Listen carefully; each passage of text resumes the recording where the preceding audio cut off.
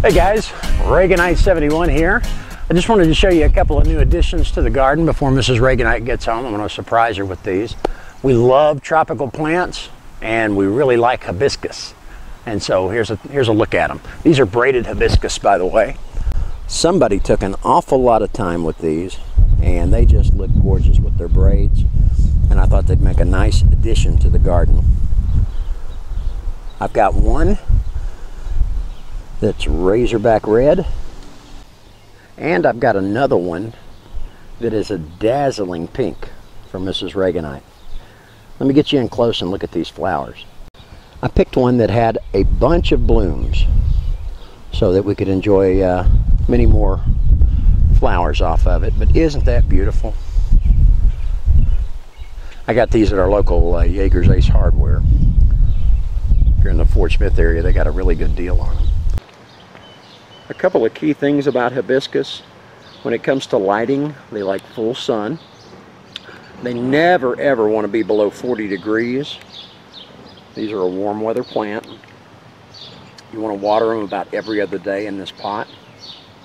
And they can grow up to 10 feet. When it comes to feeding them, give them compost tea.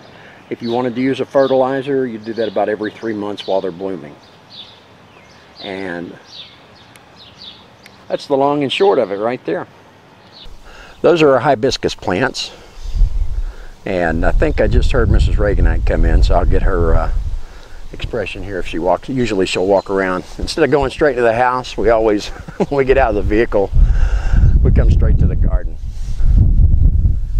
Here's one of our sunflowers that's about 5.5 foot tall now. Isn't that pretty? Vegetable garden is great, having flowers to go with it, for not only for pollination, but just for personal enjoyment, and making it prettier is really nice. We got to figure out where to put those now. Our hanging baskets are doing really well, and after all of that rain that we had, they're flowering real good. Let me go down here and I'll show you the garden sticks as well. The garden sticks are doing really well.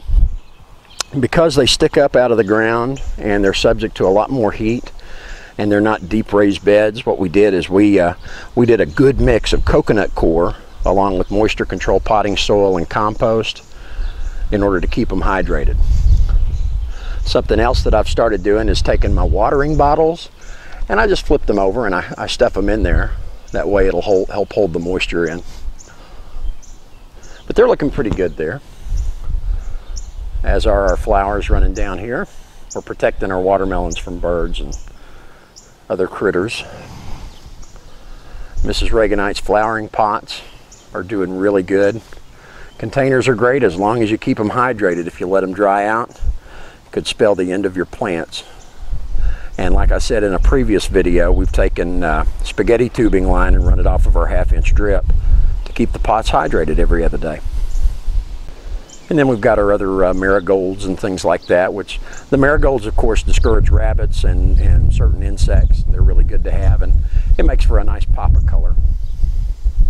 My corn's gotten about knee high. I did a little side dressing with some organic fertilizer on those yesterday. And how about them maters? Look at that. From the raised bed, I've got them up past my chin already. The ones that grow the fastest, of course, are the cherry tomatoes. And there's our other flowers on the other end of the greenhouse. I ordered some shade cloth, which is actually just like a really light frost blanket, but I'll be putting those up here in a couple of weeks or so when it starts getting really hot. We'll keep these plants from getting scalded. The nice thing about it will be that it will allow about 85% light transmission, and it will also allow rainwater to drop down. So that will be dandy. And while I got you here, I may as well show you a few tomatoes. What would a Reaganite video be without tomatoes? That one's growing pretty good there. I got a cluster of tomatoes over here on the cherry that looks more like grapes. And I got one that's going to be a freak of nature, I think. Look at that. That's like a triple blossom there, I think. Let me go around the other side and show you what it looks like from over there. It really does look like a grapevine. Isn't that pretty right there? Look at all those tomatoes. The Rutgers are producing great as well. This is turning into a garden update video, isn't it? Got my Christmas balls on, my red Christmas balls. Check out my Spank Your Tomatoes video if you want to know why I use red Christmas balls on the plants. Some of you already know. I got tickled at Miss Reaganite yesterday though. I told her, I said, yeah, I need to get back out here and spray my apple juice on the blossoms to set the blossoms. And she said, I don't know, we got so many tomatoes right now, maybe we ought to just stop for a while. And I told her, I said, honey, why do you think we've been getting so many canning supplies? We've been stocking up on quart and pint jars and getting various canning supplies ready, because that's going to be in our future here in about a month or so.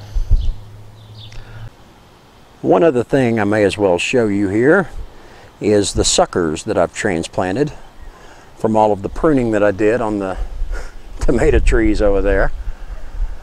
I pulled suckers off, and let me show you how they're rooting. They're doing really good here. This one's about ready here to plant, but if you can see right here, she's got roots going all the way around. They haven't started circling yet, so we're good to go there, but she's looking really good. Same here. And what I did with these, we're starting to get a little bit of circling right there, see that? I need to get her in the ground. But what I did with these is for about a week, week and a half, right after I transplanted them, I kept them in a semi-shaded area with a little bit of sunlight, just a very little bit. And because they went through a hard time, they're always going to get droopy and look really sickly, but within a couple of days they'll bounce back. I just kept the soil moist so that it could send out its roots and do its thing. And the thing of it is I did this with 100% compost. 100% compost there for my suckers. They're even putting out new blooms on here. You see that there? How about that? What I'm going to do is I've got some cat litter containers that I've cleaned out. I'm going to get them spray painted nice and green, just like my garden sticks, and then we'll have some container plants as well. These are indeterminate better boys, and they'll just keep on trucking. More tomatoes, like I needed more tomato plants, huh? Hi, Mrs. Reaganite. Got a surprise for you.